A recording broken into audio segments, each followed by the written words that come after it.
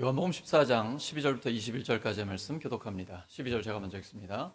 내가 진실로 진실로 너희에게 이르노니 나를 믿는 자는 내가 하는 일을 그도 할 것이요 또한 그보다 큰 일도 하리니 이는 내가 아버지께로 감이라.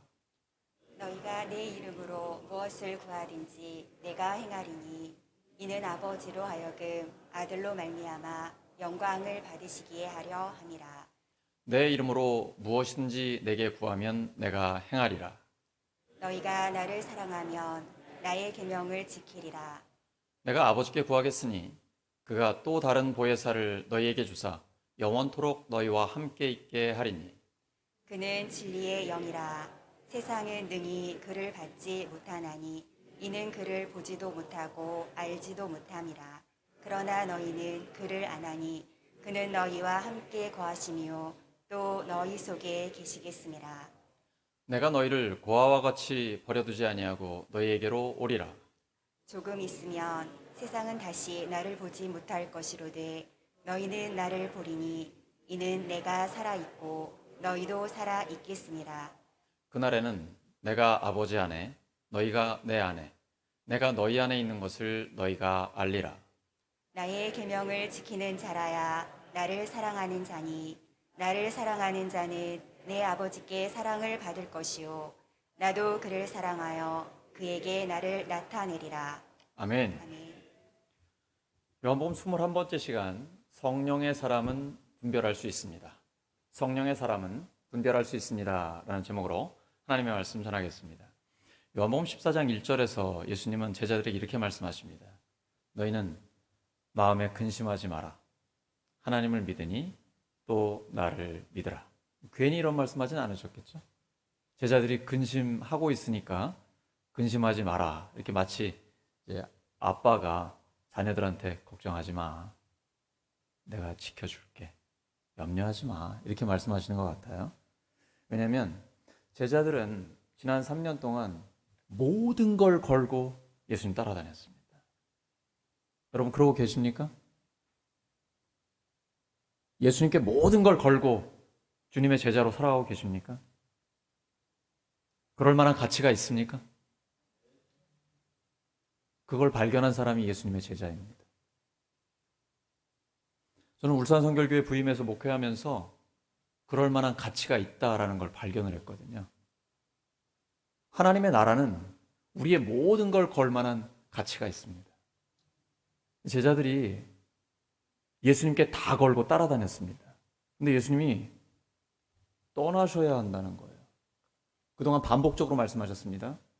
내가 고난을 받아야 하고 죽어야 하고 그리고 부활할 것이다. 내가 떠나긴 떠나는데 돌아올 것이다. 근데 제자들은 예수님이 떠난다는 말씀은 잘 듣고 굉장히 불안해하는데 돌아오신다는 말씀은 흘려들은 것 같아요. 떠나는 걸로 끝나지 않아요. 반드시 다시 돌아오십니다. 예수님이 우리를 사랑하셔서 생명을 내어주시고 십자가에서 죽으셨습니다. 여기 머물면 안 됩니다. 기독교의 심장은 부활이에요. 부활. 주님은 우리를 위해 죽으시고 부활하셨습니다. 그 부활이 무슨 의미입니까? 다시 살아났다 그걸 끝이에요? 아니에요. 영원히 우리와 함께 하신다는 거예요. 부활하신 주님이 하늘로 올라가시면서 약속하셨어요. 미리미리 말씀해 주신 거예요. 오늘도 나오잖아요, 본문에. 내가 가면 또 다른 보혜사를 보내주겠다라는 거예요. 이 헬라어로 파라클레토스인데 도와준다라는 거예요. 우리 옆에서 도와주고 우리가 어떤 죄를 지을 때 변호해주고 그리고 위로해주고 권면해주고 끝까지 인도해 주신다라는 거예요. 그분이 누구예요? 성령님이에요. 강물같이 흐르는 기쁨. 어떻게 가능해요? 성령님이 계시기 때문에. 돈 많이 벌어서 자녀들이 잘 돼서 건강하고 이 땅에서 권세를 누려서 이러면서 기뻐하는 건 누구나 할 수 있는 거예요. 우리가 좋은 회사에 취직했어요. 연봉이 엄청나게 올랐어요. 자녀들이 대학에 잘 들어갔어요. 와, 좋은 남편 아내 만나가지고 행복하게 가정생활해요. 이건 그냥 세상적인 평안함이에요. 그거는 평안이 내 안에 있는 게 아니고 외부에 있는 거예요. 다른 사람들에게 의존하는 거예요. 주님이 말씀하시는 평안은 타자 의존적이거나 외부에 의존하는 평안이 아니에요. 오늘 우리가 찬양한 것처럼 우리 안에 있는 평안이에요. 성령님이 우리 안에 계시기 때문에. 예수님이 왜 우리를 위해 죽으셨습니까? 하나님과의 관계 회복을 위해서. 영원히 하나님과 평화로운 관계를 갖게 하기 위해서입니다. 그래서 우리를 위해 죽으시고 부활하신 거예요. 그러면서 성령님을 보내시겠다고 약속하셨습니다. 그 성령님이 어디에 계십니까? 내 안에 있습니다. 그리고 우리 안에 계십니다. 이 우리말에 아내라는 이 조사는 정말 독특하고 오묘합니다. 예수님 말씀하시죠. 아버지께서 내 안에, 내가 아버지 안에, 그리고 너희들은 내 안에 있다. 도대체 어떻게 된 거예요? 전부 다 함께 있다라는 겁니다. 삼위일체 하나님과 하나님의 자녀들이 함께 지낸다라는 거예요. 어떻게 셋이 하나가 될 수 있어요? 삼위일체 하나님? 셋이 하나가 된다라는 게 초점이 있는 게 아니고요. 하나님께서 성부, 성자, 성령으로서 우리를 구원하셨다라는 데 초점이 맞춰져 있고, 뿐 아니라 그 하나님 나라의 구원 역사에 우리를 동참시킨다라는 겁니다. 아버지께서 예수님을 보내신 것처럼 이제 주님께서는 우리를 세상 가운데 보내셔서 하나님 나라의 일을 하게끔 역사하시는 것이죠.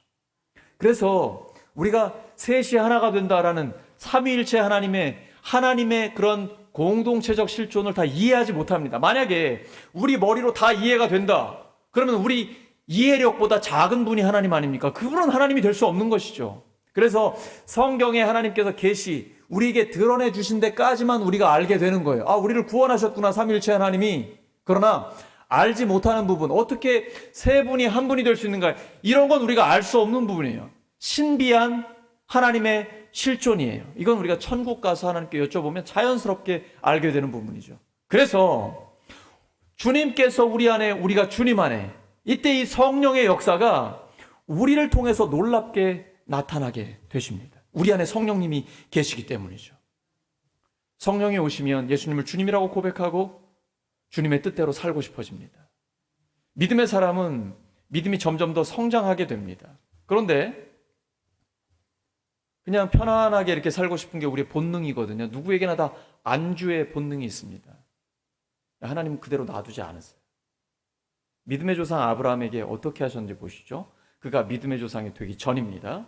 창세기 12장 1절입니다. 시작. 여호와께서 아브라함에게 이르시되 너는 너의 고향과 친척과 아버지의 집을 떠나 내가 네게 보여줄 땅으로 가라. 하나님께서는 우리의 믿음이 성장하기를 원하십니다. 그러기 위해서 첫 번째 주시는 명령이 있어요. 그게 뭘까요? 우리의 믿음이 자라기를 원하세요. 첫 번째 명령이 뭘까요? 떠나라는 것입니다. 어디를 떠나요? 본토, 친척, 아비집, 나의 모든 편안함, 경제적인 안정, 관계적인 안정, 이 모든 편안함, 과거와 단절하고 떠나라는 것입니다. 뿐 아니라 나 자신과도 떠나야 됩니다. 철저히 이기적이고 하나님 앞에서 죄인인 나의 모습, 사람들이 보지 않을 때 하나님 앞에 범죄하고 있는, 반복적으로 범죄하고 있는 나의 모습, 욕심, 분노, 나의 그 옛 자아를 십자가에 못 박으라는 거예요. 과거와 완전히 단절하라. 그래야만 미래로 나아갈 수 있습니다. 끊지 않고 나아갈 수 없습니다. 과감하게 과거를 단절해야만 하나님이 원하시고 하나님이 만드시고자 하는 나의 모습으로 나아갈 수가 있습니다. 아브라함이 기득권과 자신의 편안함, 안주하고 싶은 본능 거기에 머물렀다면 믿음의 조상은 될 수 없습니다. 그러나 아무것도 보이지 않지만 오직 하나님의 말씀 하나 듣고 본토 친척 아비집을 떠나 갈 바도 알지 못하고 그냥 걸어 나아갔을 때, 그때 믿음의 조상이 될 수 있었던 것입니다.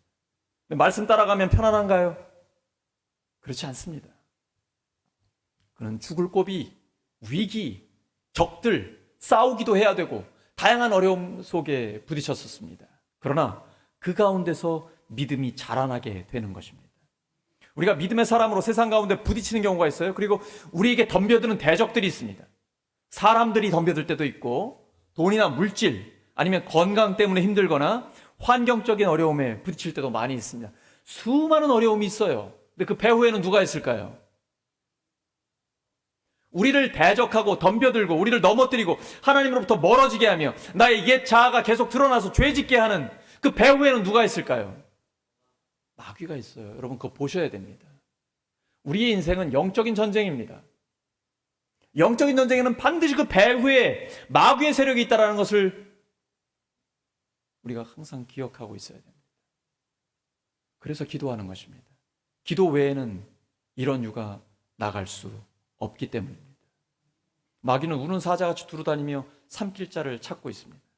그때 우리가 하나님의 말씀과 기도로 강력하게 무장하고 있어 성령의 충만함을 받으면 넉넉히 감당할 수 있습니다. 성령의 사람은 어떻게 분별할 수 있을까요? 성령의 은사와 성령의 열매로 분별이 됩니다.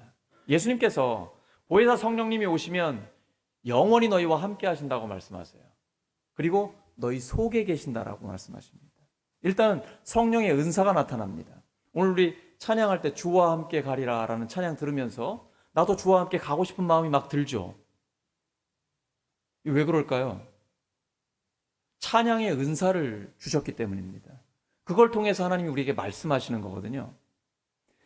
각자의 은사가 있습니다. 말씀의 은사가 있는 사람, 아니면 긍휼히 여기는 사람, 봉사하고 권면하는 사람, 그리고 전도가 우리 모두의 사명이지만 무엇보다도 또 전도의 은사를 받은 사람들이 있습니다. 하나님께서 전도하려고 할 때 계속 입술에 하나님의 말씀을 주는 경우가 있어요. 각자 다양한 자기의 은사가 있습니다. 그 은사대로 쓰임 받는 거예요. 이게 성령의 충만함의 나타남입니다. 또 하나는 성령의 열매가 우리 가운데 있어요. 사랑, 희락, 화평, 오래 참음과 자비와 양선, 신실함과 온유와 절제라는 성령의 인격적인 열매를 맺게 됩니다. 점점 더 예수님을 닮아가게 되는 것이죠. 만약에 이러한 성령의 은사와 성령의 열매가 없다, 그러면 내가 성령의 사람이 아니라는 것일 수 있습니다. 나 자신을 돌아봐야 됩니다. 내가 성령의 은사대로 하나님 앞에 쓰임받고 있는가, 성령의 열매로 점점 더 예수님을 닮아가고 있는가, 나 자신을 돌아봐야 합니다. 성령의 사람은 분명히 그 증거가 나타나게 되어 있습니다. 비록 내가 죄를 짓고 넘어질 때도 있지만 다시 일어나 성령의 사람으로서 하나님 앞에 쓰임받을 수 있는 것입니다. 성령 충만한 사람 사도 바울도 이렇게 고백합니다. 로마서 7장에 보시면 나는 내 마음으로는 하나님의 뜻을 행하고 싶은데 여전히 육신으로는 죄의 법을 따르고 있다. 오라 나는 공고한 자로다. 누가 이 사망의 몸에서 나를 건져내라. 그러나 거기에 멈추는 것은 하나님의 뜻이 아닙니다. 바로 즉시 일어나서 예수 그리스도로 말미암아 하나님께 감사하리로다. 내가 마음으로는 하나님의 법을, 육신으로는 죄의 법을 따르고 있다. 이게 우리의 실존이에요. 그러나 거기에 머물지 않는 것이 끊임없이 성령의 역사로 말미암아 하나님의 영광을 위해 달리고 또 달려가는 것, 이것이 성령의 사람의 특징입니다. 성령의 사람은 포기하지 않습니다. 낙심하지 않습니다. 죄 가운데 넘어지거나 좌절하지 않습니다. 거기서 박차고 일어나 다시 한번 하나님의 영광을 위해 달려가는 것입니다. 그래서 믿음으로 말씀으로 순종할 때 우리의 미래가 활짝 열리고 하나님께서 우리를 만들고자 하는 그 모습으로 우리가 나아갈 수 있는 것입니다. 그래서 주님은 이렇게 우리에게 권면하고 계십니다. 누가복음 12장 35절과 36절입니다. 시작. 허리에 띠를 띠고 등불을 켜고 서 있으라. 너희는 마치 그 주인이 혼인집에 돌아와 문을 두드리면 곧 열어주려고 기다리는 사람과 같이 되라. 이게 무슨 뜻일까요? 다시 한번 읽겠습니다. 시작. 허리에 띠를 띠고 등불을 켜고 서 있으라. 너희는 마치 그 주인이 혼인집에서 돌아와 문을 두드리면 곧 열어주려고 기다리는 사람과 같이 되라. 예수님께서 지금 우리에게 어떻게 하라고 말씀하시는 겁니까? 항상 깨어서 준비하고 있으라는 것이죠. 언제 주님이 오실지 모르는 것이죠. 언제 내가 부름을 받을지 모르는 것이죠. 항상 깨어 준비하고 있어야 되는 거예요. 성경에서는 내일은 우리의 것이 아니라고 말씀하십니다. 오직 오늘만 우리의 것입니다. 그래서 오늘 주님을 만날 것처럼 주 앞에서 신실하게 살아가는 것, 이것이 성도의 삶입니다. 항상 깨어 준비하라는 것입니다. 근데 마귀가 이걸 못하게 합니다. 마귀의 길을 자꾸 하잖아요. 그러면 정체가 드러납니다. 나한테 개인적으로 공격을 하기도 하고, 가정에 문제가 생기기도 하고, 또는 일터에서 어려움에 부딪히기도 하고요. 교회적으로 갈등이 생기거나 곤란한 상황이 오기도 합니다. 자, 목회자의 가정에 어려움이 있을까요? 그런 마귀가 시험하는 일들이 있을까요? 목사는 매일 그렇게 기도하는 사람인데, 말씀 용 그거밖에 안 하는 사람인데 시험이 있을까요? 예수님께 시험이 있었습니까? 있습니다. 여러분, 시험이 있을 것을 예상하고 계시고 항상 준비하고 계시기 바랍니다. 지금 주님 말씀하시는 것은 항상 기도하고 깨어 준비하라.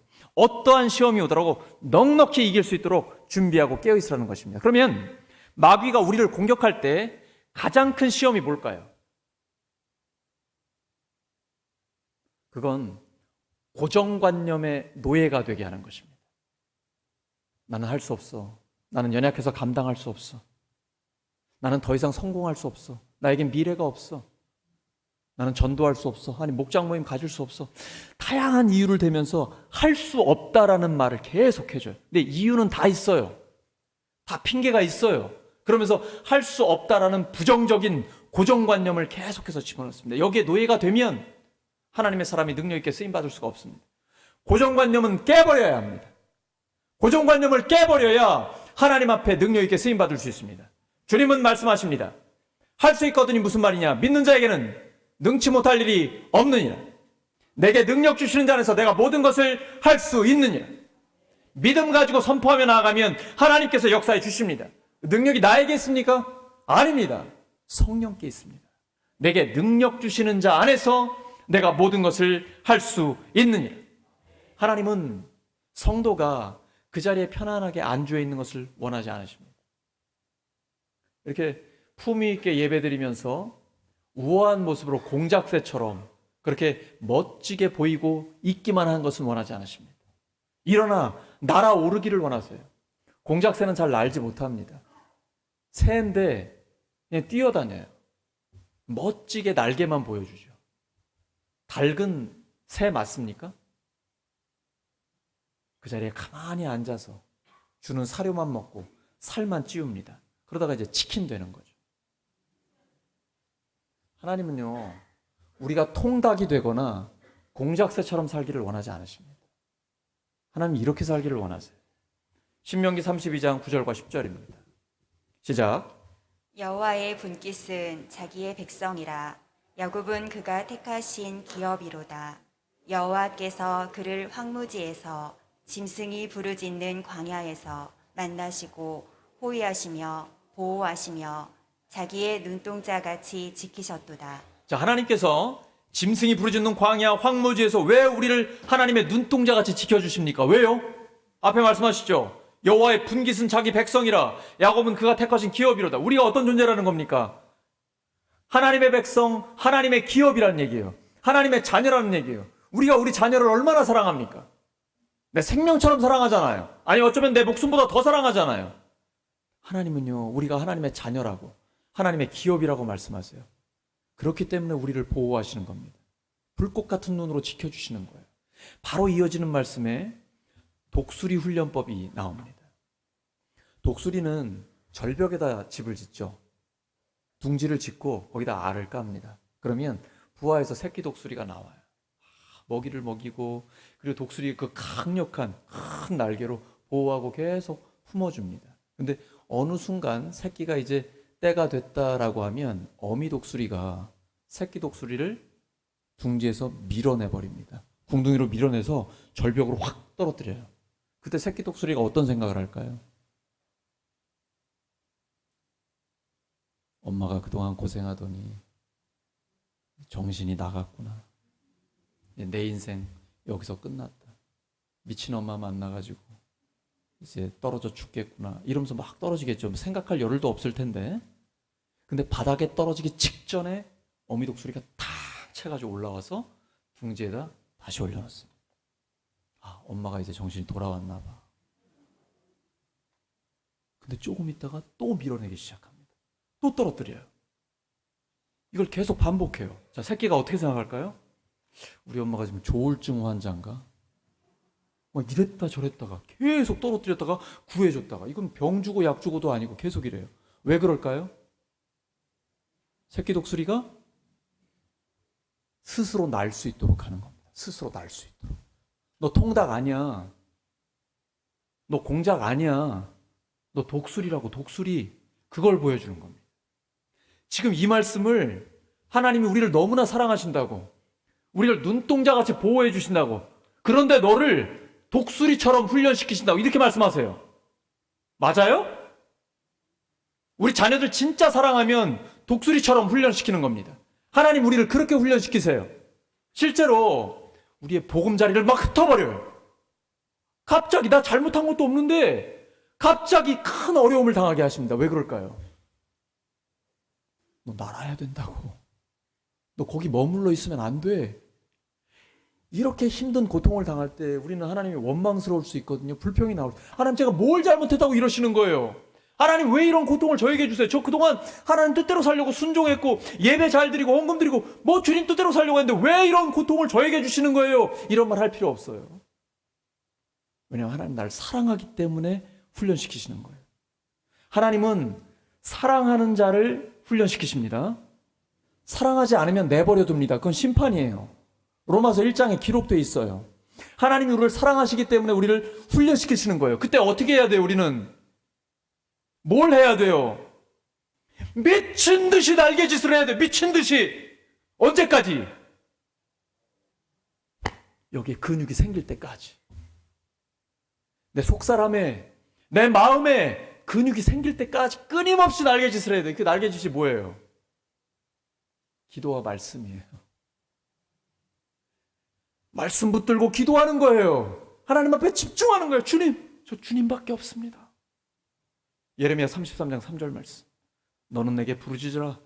내가 내게 응답하겠고 내가 알지 못하는 크고 엄밀한 일을 너에게 보이리라. 어느 순간 우리가 날고 있다니까요. 어느 순간에. 근데 그때까지 반복해서 훈련시키십니다. 계속해서 우리의 보금자리를 흩으셔요. 교회, 가정, 일터, 우리의 삶의 자리에 예상치 못한 변화와 고난이 우리에게 옵니다. 그때마다 우리는 계속 날갯짓을 하는 거예요. 어느 순간에 하나님이 원하시는 사람이 됩니다. 그 누구도, 그 무엇도 흔들 수 없는 날아가는 독수리가 되는 것입니다. 하나님은 우리에게 그걸 원하세요. 그래서 이사야는 이렇게 노래하는 거죠. 이사야 40장 31절입니다. 시작. 오직 여호와를 앙망하는 자는 새 힘을 얻으리니 독수리가 날개치며 올라감 같을 것이요 다른 박질하여도 곤비하지 아니하겠고 걸어가도 피곤하지 아니하리로다. 아멘. 주님께서 우리를 사랑하시기 때문에 우리를 훈련시키시는 것입니다. 우리가 편안한 자리에 그냥 그대로 문화생활로 신앙생활하기를 원하지 않으십니다. 복음 들고 날아가기를 원하세요. 여러분 사도행전 우리가 작년에 봤죠. 예루살렘에 폭발적인 부흥이 있었습니다. 근데 성도들이 예루살렘에 머물러 있어요. 너무 편안한 거예요. 한 번 설교하면 막 3,000명씩 5,000명씩 오니까 가만히 있어도 부흥이 되는 거예요. 성령의 역사로. 그러니까 그 자리에 가만히 있었어요. 가만히 있으면 됩니까? 주님 뭐라고 말씀하셨어요?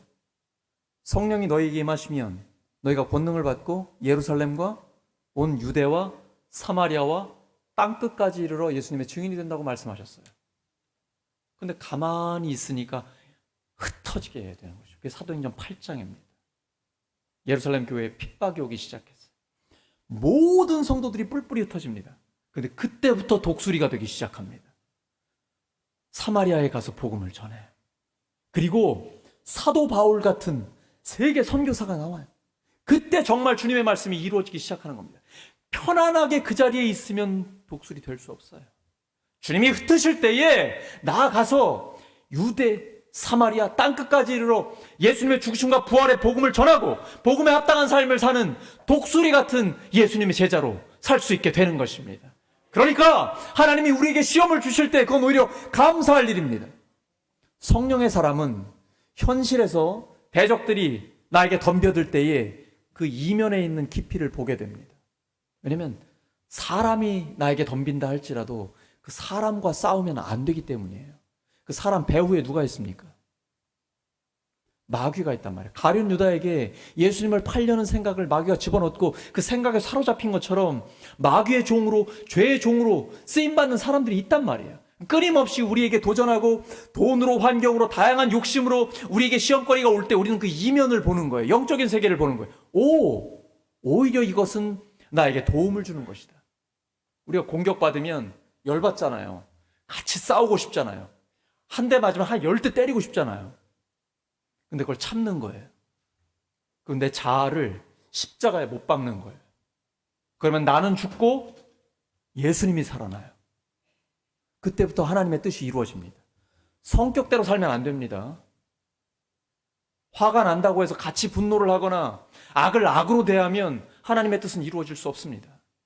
그런데 그러한 공격들이 올 때에 나의 옛 자아를 십자가에 못 박고 내가 죽고 예수님이 살아나면 그때부터 하나님의 역사를 경험하게 됩니다. 그래서 우리가 삶에서 고통을 당하고 공격을 당하고 시험을 당할 때 오히려 감사하는 것입니다. 그래서 사도 우리는 환난을 당해도 기뻐한다라고 얘기해요. 왜냐? 환난은 인내는 단련된 인격은 소망을 이루는 줄 알기 때문에 환난은 절대 기쁘지 않아요. 환난이 기쁘면 정신병자예요. 환난은 기쁘지 않아요. 굉장히 괴로워요. 하지만 우리는 그 다음 순서를 보는 겁니다. 환난은 인내는 우리의 단련된 인격을 만들어 점점점 예수님을 닮아가게 해요. 성령의 열매가 맺혀지게 해요.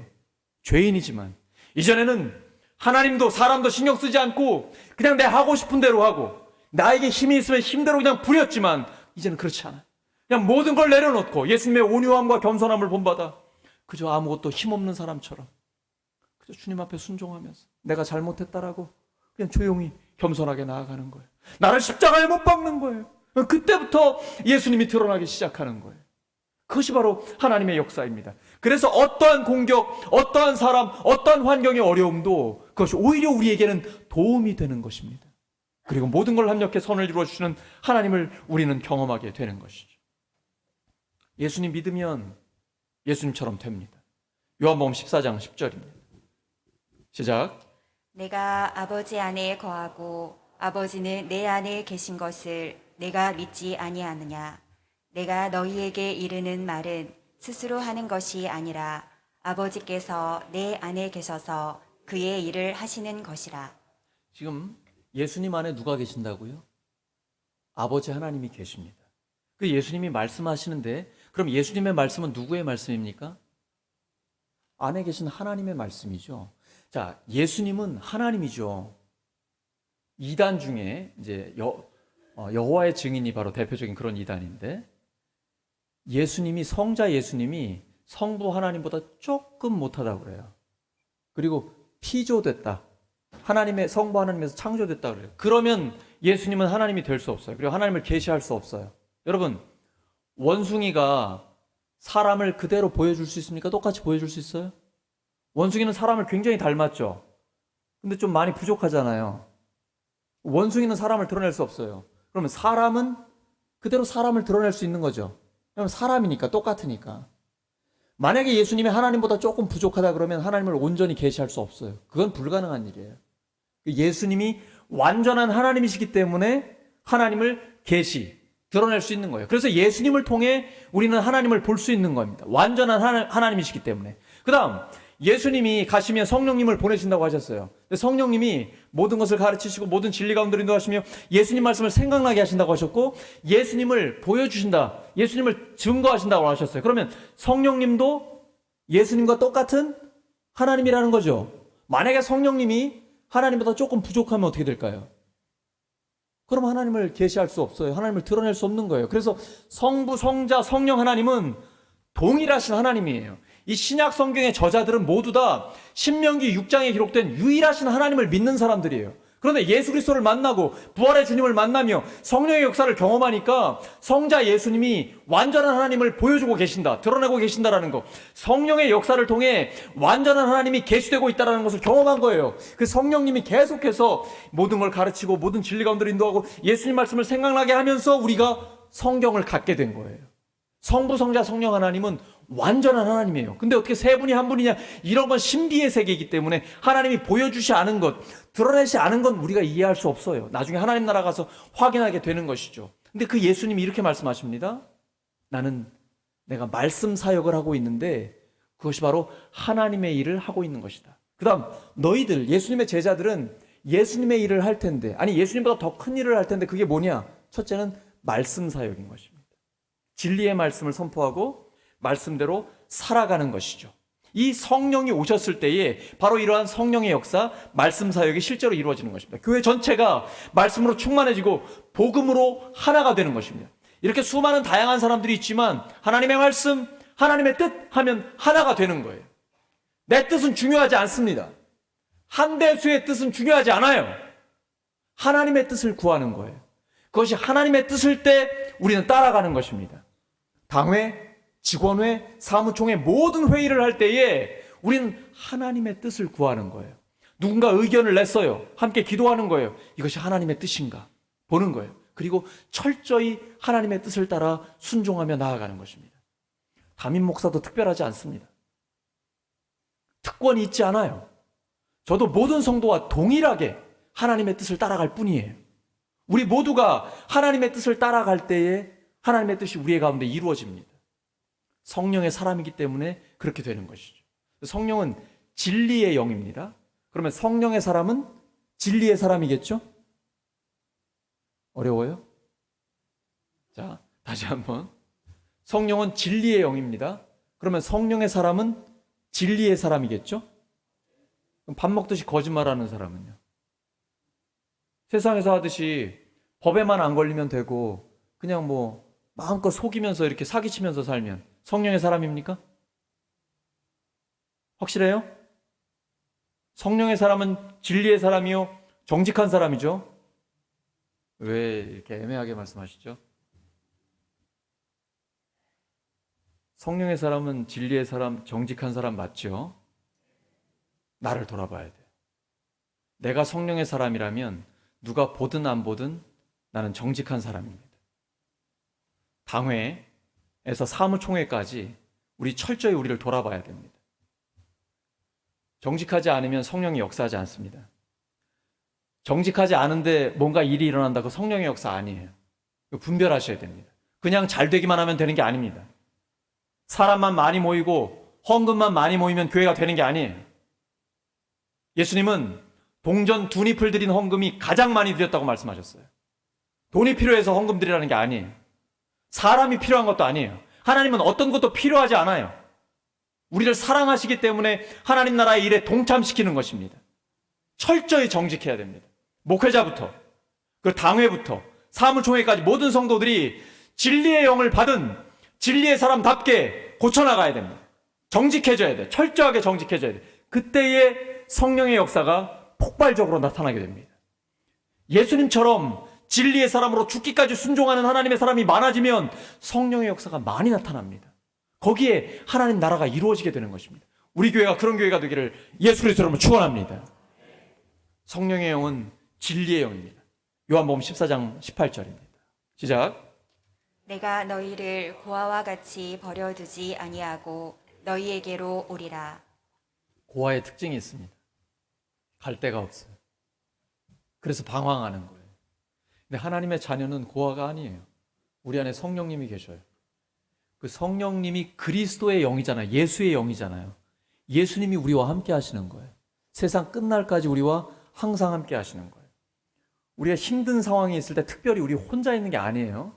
편안할 때는 그냥 주님이 함께 하시는 것 같은데 고난당할 때는 나 혼자 있는 것 같거든요. 아닙니다. 주님이 약속하셨어요. 고아와 같이 버려두지 않으신다. 우리와 함께 하신다고 약속하여 주셨습니다. 하나님을 아버지로 모시고 온 사람은 아버지의 그 능력으로, 아버지의 지혜로 모든 일들을 이루어가게 됩니다. 그래서 사도 바울은 옥중에서 빌립보서를 쓰면 이렇게 얘기해요. 내게 사는 것이 그리스도니 죽는 것도 유익함이라. 사는 것도 주를 위하여, 죽는 것도 주를 위하여. 모든 것이 하나님의 영광을 위해 살기 때문에 나에게 모든 것이 유익하다라고 고백하고 있는 거예요. 우리 안에 성령님이 계시되 영원히 우리와 함께 하시기 때문입니다. 오늘 마지막 말씀 요한복음 14장 31절입니다. 시작. 오직 내가 아버지를 사랑하는 것과 아버지께서 명하신 대로 행하는 것을 세상이 알게 하려 함이로라. 일어나라, 여기를 떠나자 하시니라. 요한복음 14장을 시작할 때 너희는 근심하지 마라. 하나님을 믿으니 또 나를 믿어라 말씀하셨는데 결국은 떠난다고 말씀하세요. 제자들은 불안해요. 주님이 부활하신다는 게 진짜 믿어지지 않거든요. 그리고 천국에 가본 것도 아니고 재림도 모르겠고 이 사람들 눈에 보이는 게 없잖아요. 눈에 보이는 건 예수님인데 죽은 자를 살리고 손천장 시각장애인을 살리고 놀라운 지혜의 말씀과 엄청난 인기를 누리고 있는 그 예수님이 내 곁에 있기 때문에 힘이 되는 건데, 그리고 주님이 정권을 창출하면 우리도 한 자리씩 할 수 있고 출세할 수 있다라는 그런 소망을 갖고 있는 건데 주님이 떠난다고 하니까 근심 걱정되거든요. 근데 예수님 끊임없이 말씀하세요. 너희들이 정말 나를 믿었다면 내가 떠나는 게 훨씬 더 기쁩니다. 왜냐하면 성령님이 오시기 때문입니다. 예수님은 33년이라는 시간적인 제한이 있고 예루살렘이나 갈릴레라는 공간적인 제약이 있어요. 그러나 성령님은 시공간의 제약이 없어요. 우리 한 사람 한 사람에게 모두 다 성령님이 계세요. 우리 모두에게 시공간적 제약이 없는 놀라운 능력의 하나님 성령님이 우리와 함께 하시기 때문에 아무 걱정하지 마라, 근심하지 마라. 그러면서 마지막에 뭐라고 말씀하세요? 일어나라, 여기를 떠나자 라고 말씀하세요. 요한복음의 예수님은 고난을 당하거나 죽임을 당하는 분이 아니에요. 수동적으로 끌려가는 분이 아니에요.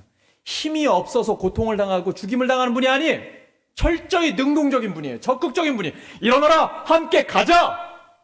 이제 내가 이 땅을 떠날 때가 됐다 라고 말씀하시는 거예요. 제자들에게도 우리가 함께 가자라고 말씀하시는 거예요. 나와 함께 가자. 이 길이 하나님의 영광을 위한 길이고 가장 가치 있는 일이고 가장 의미 있는 길이다. 우리 인생을 다 걸어도 전혀 아낌이 없는 하나님이 상 주시는 그 길이다. 믿음이 없이는 하나님을 기쁘시게 하지 못하나니, 믿음이라는 것은 무엇입니까? 하나님이 계신 것과 그가 자기를 찾는 자들에게 상 주시는 이심을 믿는 것입니다. 우리에게 하나님 나라와 영생을 주셨고 뿐 아니라 그 위에 수없이 많은 하나님의 상이 우리에게 약속되어 있는 것입니다. 오늘 말씀 정리합니다. 성령의 사람은 분별할 수 있습니다. 진리의 사람이에요. 정직한 사람입니다. 성령의 은사를 통해 하나님 앞에 쓰임 받습니다. 성령의 열매를 통해 점점 더 예수님을 닮아가게 됩니다. 그렇지 않다면 나를 돌아봐야 됩니다. 나는 성령의 사람인가 분별해야 합니다. 성령의 사람에는 반드시 그러한 증거들이 나타납니다. 우리가 성령의 사람으로서 독수리 날개침이 올라감과 같은 그런 능력 있게 쓰임받는 우리 모두 되기를 예수 그리스도의 이름으로 축원합니다. 함께 기도합니다. 하나님 아버지, 저희들 성령의 사람으로 살게 하여 주시옵소서. 진리의 사람, 정직한 사람, 성령의 은사로 능력 있게 쓰임받으며 성령의 열매를 풍성히 맺어 점점 더 예수님을 닮아가는 인격의 사람, 예수님의 성품을 닮은 사람 되게 하여 주시옵소서. 그래서 독수리 날개침이 올라감 같이 하나님 앞에 힘있게 쓰임받는 예수님의 제자들 되게 하여 주시옵소서. 예수 그리스도의 이름으로 기도드립니다.